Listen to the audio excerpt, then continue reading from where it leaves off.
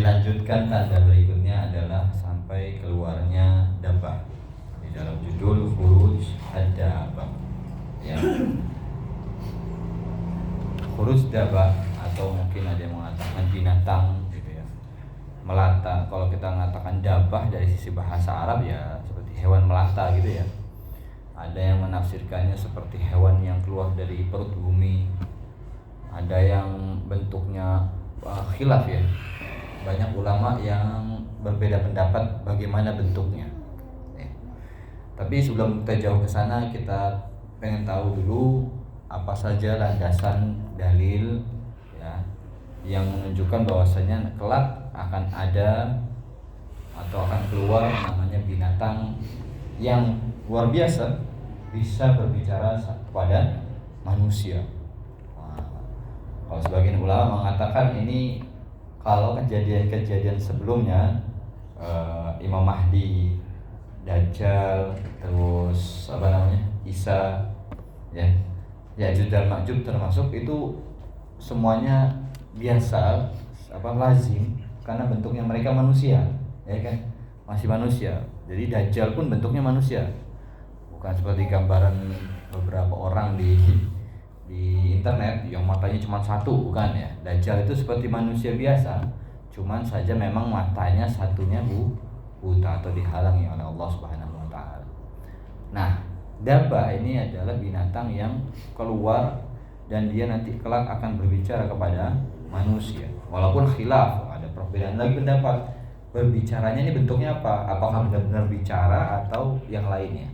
Ya, ini yang menjadi perselisihan atau perbedaan pendapat di kalangan para ulama. Cuman kalau kita menerjemahkan atau menafsirkan ayat Al-Quran yang menjadi landasannya, yaitu surat An-Naml ayat 82, Allah Subhanahu wa taala mengatakan wa idza waqa'al qaul 'alaihim, jika telah ditetapkan al-qaul, ketetapan pada mereka, terjadi suatu ketetapan bagi mereka, akhrajna lahum dabbatan minal ard, kami akan keluarkan kepada mereka itu dabah. Dabah di sini bentuknya nakirah, jadi belum ada gambaran seperti apa dabah tersebut. Ya, minal ard, dari bumi. Tukallimuhum, yang mana dabah ini berbicara kepada mereka, menyampaikan sesuatu kepada mereka. Berarti binatang tersebut ini bisa bicara kepada manusia. Nah, ini makanya sebagian ulama, dabah ini adalah tanda yang tidak lazim, tanda-tanda dari kiamat yang tidak lazim, seperti halnya Dajjal dan lain sebagainya. Ya, kalau mereka bentuknya masih manusia, ini binatang tapi bisa berbicara kepada manusia. An-nasa kanu bi ayatina la yuqinun, bahwasanya manusia itu dengan ayat-ayat kami itu tidak mempercayainya atau tidak meyakininya gitu ya. Itu di dalam ayat surat An-Naml yang satu ayat yang menjadi landasan bahwasanya akan keluar dabah. Kemudian kalau dari hadis banyak yang menjelaskan tentang dabah ya. Tapi sebelum itu kita jelaskan dulu di ayat tersebut disebutkan di dalam kitab Al-Irsyad di Sahih Bukhari tersebut. Ibnu Katsir menyebutkan di dalam kitab Nihayah, qala Ibnu Abbas wal Hasan qatadah tukallimuhum ay tukhatibuhum mukhatabatan. Ya, tukallimuhum di sini maknanya adalah dia berbicara kepada mereka dengan pembicaraan. Dan ini yang dikuatkan oleh Ibnu Jarir dan mengatakan seperti itu. Sama ya. Walaupun ada beberapa yang meragukan binatang bisa berbicara kepada manusia. Tsumaqal, ada yang mengatakan yang lainnya, bahwasanya tukallimuhum di sini adalah melukai mereka. Melukai di sini bisa bentuknya adalah membuat tanda. Karena salah satu hal yang akan dilakukan oleh binatang tersebut, dabah tersebut, dia akan memberi cap setiap manusia. Nanti manusia itu akan ada capnya, Pak, ada tandanya. Entah bagaimana, pokoknya ada tanda di mana ketika orang lain melihat dirinya, dia tahu apakah dia mukmin atau kafir. Ada yang mengatakan dengan cahaya, nanti ada perbedaan pendapatnya ya. Orang mukmin itu bercahaya mukanya, wajahnya. Sedangkan orang kafir akan ada tanda di hidungnya. Ada yang mengatakan tertulis tulisan kafir di dahinya. Kalau mukmin ya mukmin. Ada yang seperti itu. Perbedaan-perbedaan pendapat di kalangan para ulama. Dilanjutkan di dalam tafsirnya, hadhihi dabbah tukhraj fi akhir zaman inda fasadin nas. Bahwasanya binatang ini keluar di akhir zaman ketika fasad nas, ketika manusia rusak. Wa tarakahum awamirillah, ketika mereka meninggalkan perintah-perintah Allah dan mengganti agama yang benar ini. Ya. Yakhrujullahu lahum dabba minal ard, yukhrijuhumullahu lahum dabba minal ard. Kemudian Allah mengeluarkan kepada mereka binatang, ya dabah tersebut dari bumi. Nah, disebutkan qila min Makkah wa qila min ghairiha fatakallama an-nas. Maksudnya adalah di sini juga ada perbedaan pendapat dari mana keluarnya binatang tersebut. Nah, kebanyakan ulama mereka menyebutkan dari tanah haram atau bahkan menyebutnya dari Masjidil Haram. Dari Masjidil Haram di Mekah. Binatang tersebut keluar di Mekah. Ada yang mengatakan yang lain walaupun tidak disebutkan di sini. Ada yang mengatakan bahwasanya dia akan keluar di 3 tempat, di satu lembah, di bukit, kemudian nanti di akhir keluarnya adalah di Mekah tersebut, dari Masjidil Haram tersebut. Keluarnya binatang tersebut ya. Tapi ini menjadi pembicaraan manusia karena memang tidak ada dalil yang sharih yang langsung menyebutkan tentang di mana atau istilahnya dalil kuat di mana dia akan keluar gitu ya. Walaupun ada dari dalil beberapa pendapat yang dikuatkan dengan beberapa dalil walaupun saling bertentangan. Ada yang mengatakan di sini dan sebagainya. Tapi yang paling banyak menyebutkan adalah memang dari Makkah atau tanah haram. Qala Qurtubi, disebutkan oleh Qurtubi dalam tafsirnya, waqa'al qawlu alaihim ikhtalafa fi makna. Maksudnya waqa'al qawlu ini di dalam ayat pertama kan wa idza waqa'al qawlu alaihim. Nah, waqa'al qawlu kalau di sini apakah ini kepada manusia atau kepada dabbah? Kalau tadi di awal tafsirnya adalah kepada manusia, kalau di Qurtubi mengatakan ini adalah untuk binatangnya. Jadi ketika ketetapan itu sudah diberikan kepada binatang tersebut sudah memberikan ketetapan, istilahnya dia memberikan hal. Waqa'al qawlu alaihim wajabal ghadabu alaihim. Artinya wajib kita marah kepada mereka. Ya. Siapa mereka? Yaitu manusia-manusia yang saat itu mereka tidak beriman kepada Allah Subhanahu wa taala.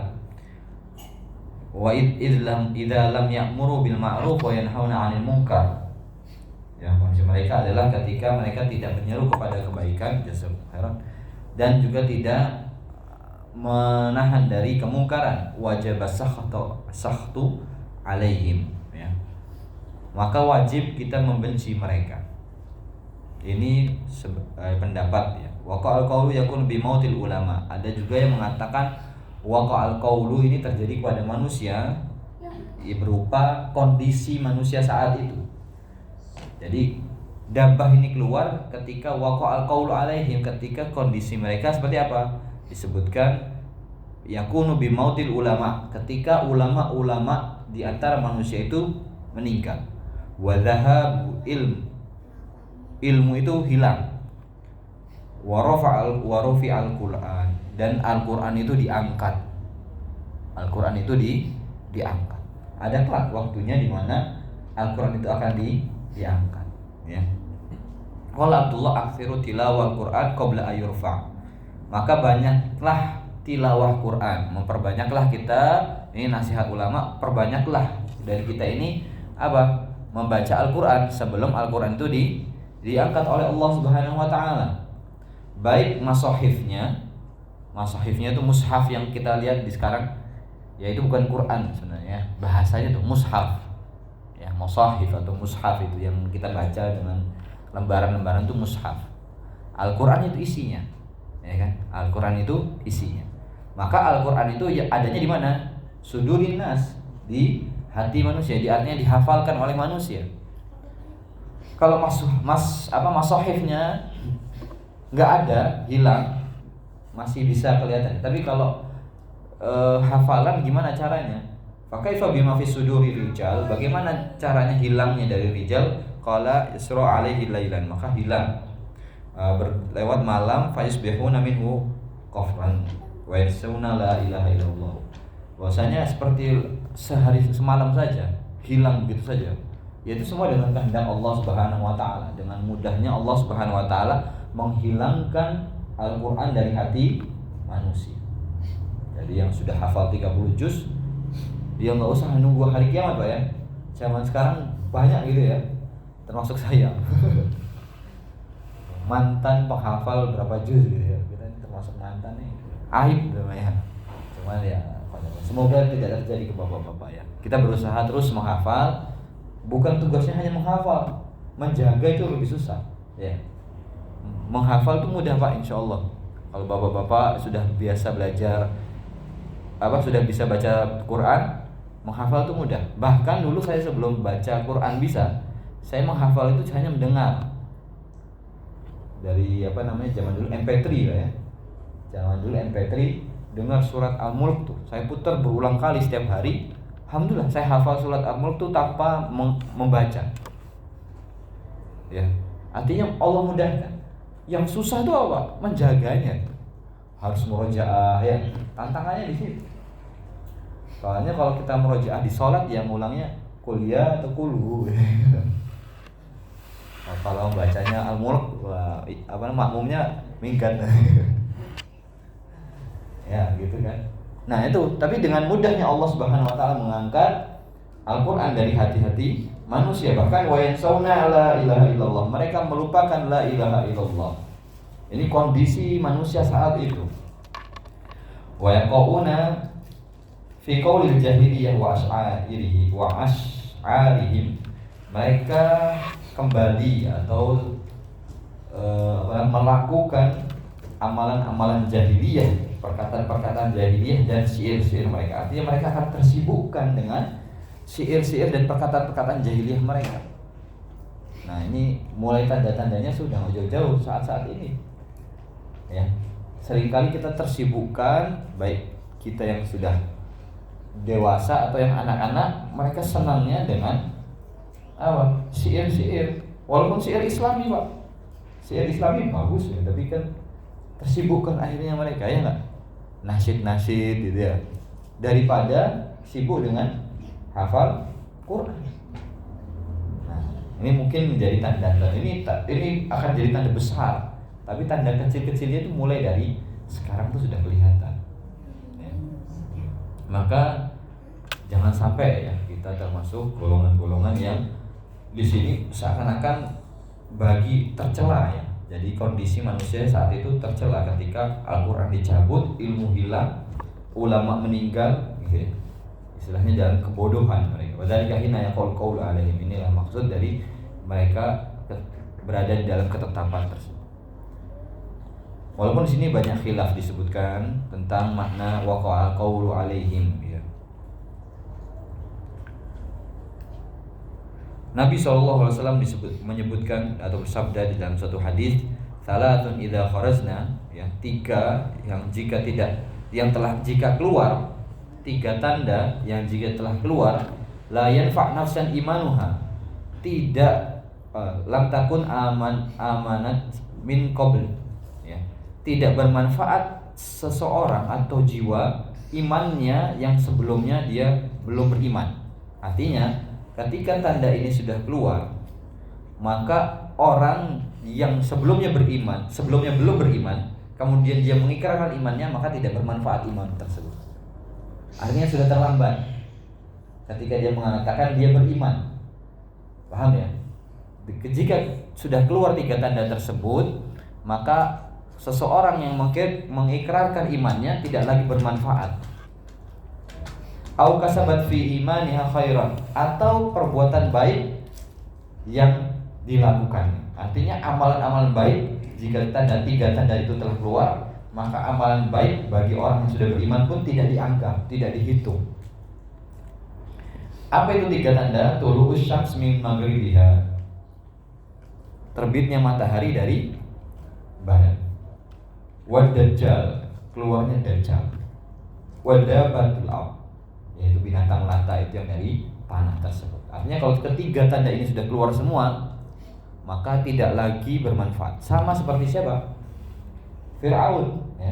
Fir'aun di akhir hayatnya sebelum tenggelam, ya, dia mengikrarkan apa?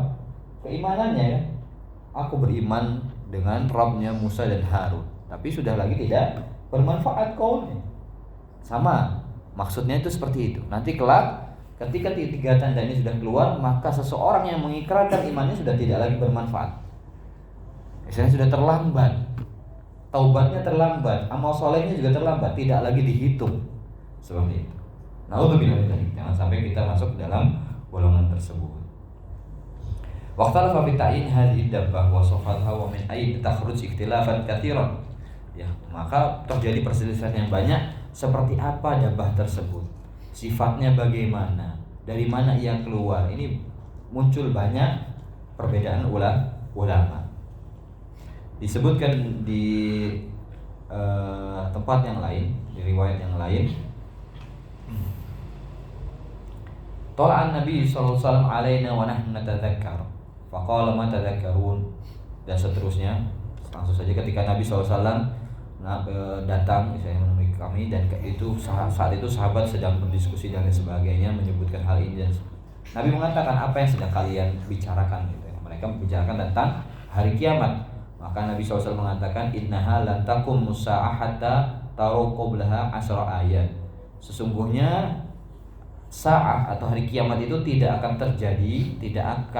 terjadi sampai kalian melihat sebelum kiamat tersebut 10 tanda. Dan salah satunya adalah dabbah, yaitu keluarnya binatang melata tersebut, ya. Ini dalil-dalil yang menunjukkan tentang adanya dabbah, dan seterusnya banyak. Ada badiru bi amal sittan, tulu isyams min maghribi wa dajjal wa dabbah, dan seterusnya. Ada juga yang lain mengatakan bersegeralah dengan amal, ya.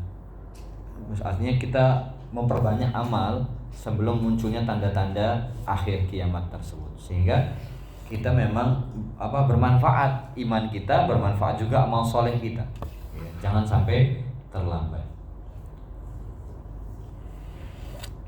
Disebutkan di hadis yang lain dari Abdullah bin Amr, hafidtu min Rasulillah sallallahu alaihi wasallam, dia menghafal dari Rasul sallallahu alaihi wasallam suatu hadis yang tidak aku lupakan. Dia mendengar dari Rasulullah SAW bersabda, inna awal ayat khurujan, bahwasanya tanda yang pertama kali keluar adalah tulu isyams min maghribiha. Sama kayak tadi itu, ya. Terbitnya matahari dari barat, khuruj dabbah, dua di sini. Keluarnya dabbah ala nas duha, di waktu duha.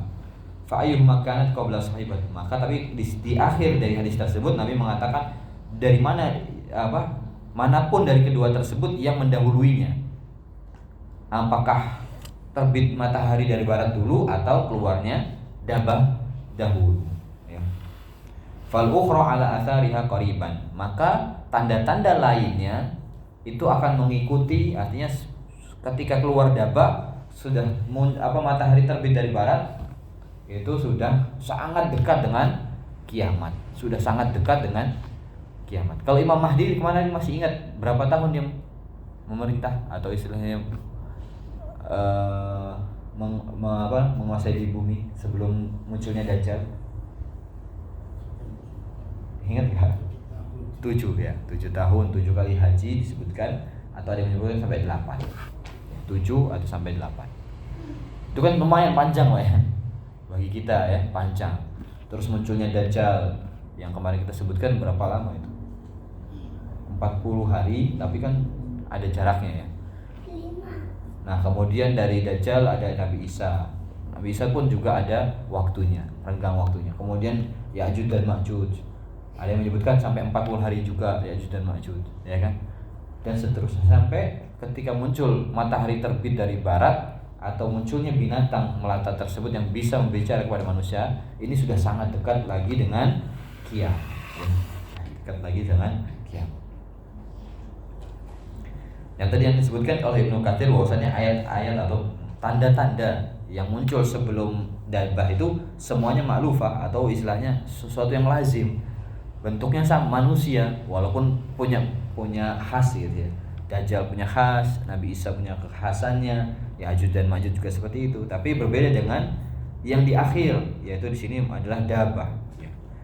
Dia adalah perkara yang ma'lufah ya, yang tidak tidak lazim gitu ya. Suatu binatang yang bisa berbicara kepada manusia. Wasamauha iyahum bil iman. Dia akan memberikan tanda kepada manusia itu dengan iman atau kekufuran ya.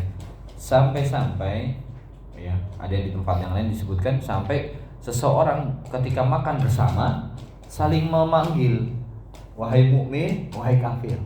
Karena ada tandanya gitu ya. Karena ada tandanya. Jadi ada tanda, ada ciri khasnya. Oh, ini mukmin, ini kafir. Sehingga mereka masih bisa saling memanggil satu dengan lainnya. Disebutkan di tempat yang lain, annaha tasumun nas al-mu'min wal kafir fa amma mu'min fa yarwajhu ka'annahu kaukab ya. Bahwasanya seorang mukmin dia akan terlihat dari wajahnya seperti bintang gitu ya, yang bersinar. Yuktab baina ainai mu'min, ditulis di antara dua matanya di sini mukmin. Ini beberapa penjelasan. Amal kafir akan ada tanda di antara kedua matanya nuktah sauda ya, tanda hitam yang dimana tertulis di tanda tersebut adalah kafir ya. Ini adalah beberapa tanda ya istilahnya khas dari ketika keluarnya dabah tersebut.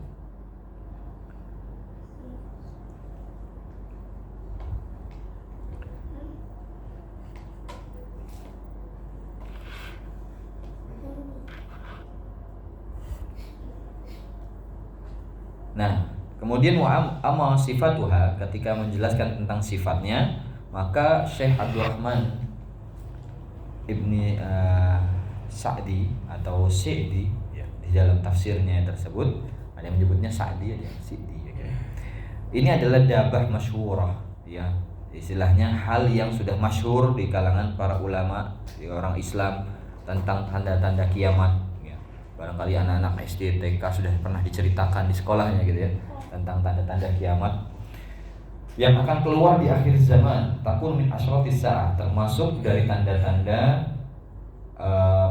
permulaan daripada hari kiamat.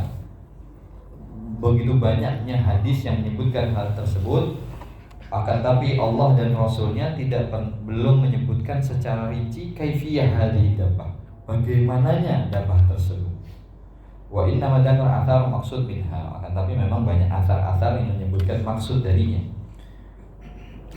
Wa annaha min ayatillah, akan tapi yang kita perlu pahami bahwasanya dia adalah ayat tuh min ayatillah, bahwasanya ini adalah dari tanda-tanda Allah Subhanahu wa taala, ciptaan Allah Subhanahu wa taala.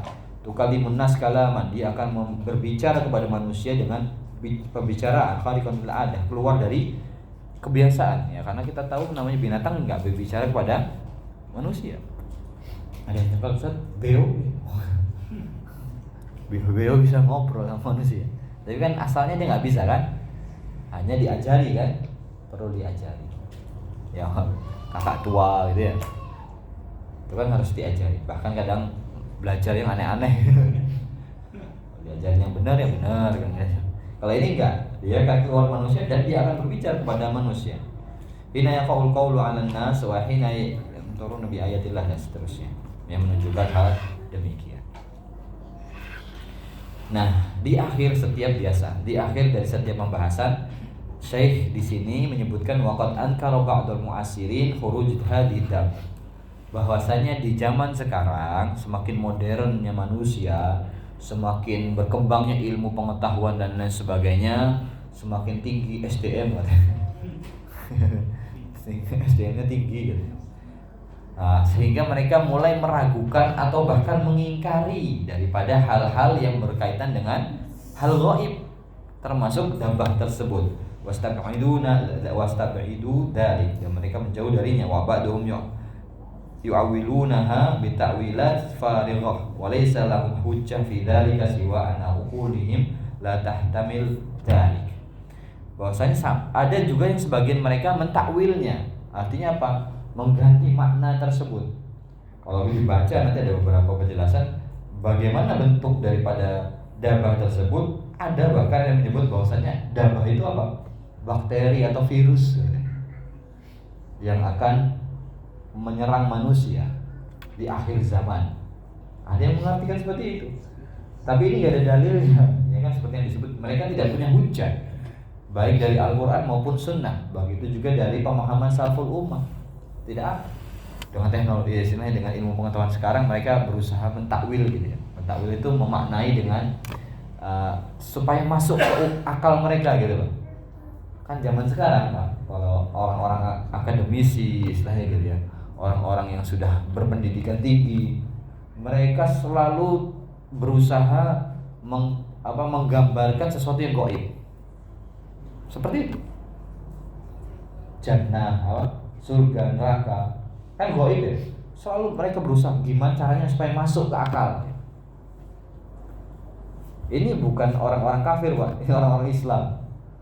Ulama, bukan ulama ya. Bahasanya jelek kalau ulama itu nanti jadinya jatuh ulama ya. Pemikir-pemikir lah gitu ya. Bahasanya orang-orang yang punya label atau pendidikan tinggi, tapi ya itu mereka tidak punya hujah. Jadi mereka berusaha menggambarkan bagaimana hal yang gaib itu di dalam akal mereka. Seperti itu. Maka al-wajib al-mu'min, maka wajib bagi kita, bagi siapapun orang yang mukmin, ya, orang yang merasa dirinya atau mengakui dirinya adalah seorang mukmin adalah apa? At-tasdiq, membenarkan apa yang datang dari Al-Quran dan Sunnah. Ya, wa taslim lima ja'a anillahi wa rasulihi, dan menerima taslim. Itulah fungsinya kita jadi orang Islam. Ya, jangan malah berusaha ya. Gini, zaman sekarang itu agak bingung ya Pak. Kalau dia mengingkari kan kafir Pak ya, langsung gitu ya.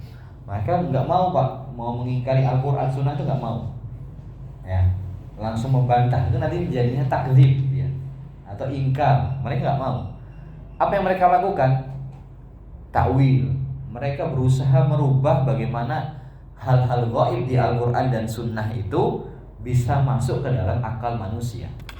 Itu ya. Nah, kita orang mukmin yang benar adalah satu, membenarkannya, dua, menerima. Kalau memang hal tersebut tidak tahu, hal yang gaib kita tidak paham, ya sudah, cukup kita menerima bahwasanya ini datang dari Allah dan Rasulnya, dan kita percayai. Ya, seperti itu. Lian hadza min iman bil ghaib, karena ini adalah sesuatu. Hal ini adalah merupakan iman terhadap hal yang gaib. Alladzi madahallahu bihil mu'minun, yang mana Allah telah memuji kaum mukminun dengannya. Yang sering Anda sebutkan di dalam surat apa? Bapak? Allah memuji orang-orang yang beriman dengan hal gaib. Surat Al-Baqarah. Al-Baqarah di awal ya, di awal surat itu alif lam mim dzalikal kitabu la raiba fi hudan lil, terus lil muttaqin itu kan. Terus tanda-tandanya apa? Alladzina yu'minuna bil ghaib. Langsung tanda pertamanya itu iman terhadap hal gaib. Maka jamaah rahimakumullah, nasihat terbaik pada kita semua, khususnya mereka, kalau kita yang awam yang tidak terlalu banyak berhubungan dengan kampus Pak ya, khususnya di kampus itu sudah enak ya, kita tuh ada hal gaib masih bisa nerima Pak ya. Tapi kalau Bapak masuk ke dunia kampus, nemukan mereka SS gitu ya, M depannya atau DR depannya, atau bahkan Prof depannya, mereka tuh berusaha bagaimana memasukkan hal gaib kepada akal mereka. Selalu seperti itu. Padahal tugas kita hanya beriman. Kalau memang tidak ada gambarannya, kalau tidak masuk ke dalam akal, tidak usah digambarkan. Cukup kita menerima iman. Oleh karena itu Allah menyebutkan di awal sebagai tanda orang-orang yang beriman atau bertakwa. Seperti itu. Oleh karena itu penting bagi kita bahwasanya dalam Islam itu ada dua hal yang harus kita lihat. Ada sisi realistis, ada sisi yang tidak realistis. Maksudnya tidak nampak. Ya. Bentuk tidak realistis adalah iman. Yang realistis adalah Islam. Dan harus ada dua-duanya, Pak. Gak boleh ada salah satunya aja. Gak bermanfaat orang yang cuma beriman tapi tidak Islam, tidak melaksanakan rukun Islam, ya enggak? Saya beriman kepada Allah, saya beriman kepada malaikatnya, pada Rasulnya sampai hari kiamat, takdir saya beriman. Tapi tidak syahadat, tidak sholat, tidak zakat, tidak saum, tidak haji, maka tidak bermanfaat imannya. Paham? Begitu juga kebalikannya, realistis. Saya mengerjakan segala ibadah, ya kan? Saya syahadat, saya sholat, zakat, puasa, haji. Nah, semuanya seperti dilakukan semua rukun Islam. Tapi giliran rukun iman ragu atau bahkan tidak beriman, susah. Gimana saya beriman kepada Allah ya? Allah tuh gimana? Gak ada gambaran ya kan? Itu baru satu rukun iman pertama saja sudah batal dia daripada rukun iman yang lainnya. Belum rasulnya, belum malaikatnya, ya kan? Belum kitab-kitabnya yang dia tidak pernah turun semuanya kepada dirinya kan? Ada Taurat, ada Injil. Ya nggak mungkin satu orang bisa mendapatkan semua kitab tersebut, ya kan? Apalagi iman terhadap hari kiamat yang belum ada, belum terjadi. Gimana caranya dia beriman? Maka tidak bermanfaat Islamnya. Oleh karena itu, nah, penting bagi kita harus melaksanakan dua hal tersebut. Ya, jangan sampai ngomongnya orang beriman, tapi ya sholatnya ogah-ogahan, ya, zakatnya dihindari, puasanya ya kalau mau aja, hajinya ya kalau sudah Allah panggil aja, bahasanya gitu ya. Hartanya sudah ada, ya kan? Kemampuan badannya ada, jatuh wajib Pak haji Pak. Walaupun sekarang ada khilaf tuh di antara ulama Indonesia gitu kan. Ada ulama Indonesia, ya ulama kita, asatidzah kita, mereka khilaf. Ada yang mengatakan bahwasanya telah jatuh kewajiban haji orang Indonesia. Kenapa? Karena waktu tunggu yang begitu lama. Ya kan? Waktu tunggu yang begitu lama. Sangat susah untuk haji, itu susah. Maka tidak ada kewajiban karena istitoahnya jatuh. Ada yang mengatakan seperti itu, ada yang mengatakan tidak. Selama memang Allah bukakan jalannya, maka jatuh kewajiban baginya. Barangkali di sini ada yang menjadi anggota dewan gitu kan. Kalau anggota dewan setahu saya kapanpun berangkat, mau tahun itu berangkat aja. Jadi pengawas bahasanya gitu kan. Setahu saya gitu. Barangkali. Maka dia sudah tahu hartanya banyak. Kemampuan badannya ada. Kemampuan untuk memang bisa berangkatnya ada, maka jatuh wajib hajinya. Untuk dirinya tuh wajib haji. Seperti itu. Jangan menghindari.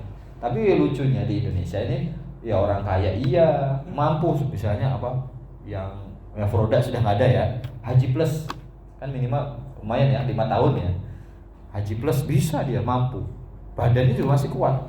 Alasannya apa Pak? Nunggu dipanggil Allah. Ya Allah, saya bilang nunggu dipanggil Allah ini maksudnya apa ini kan? Takutnya panggilan pulang ke rahmatullah.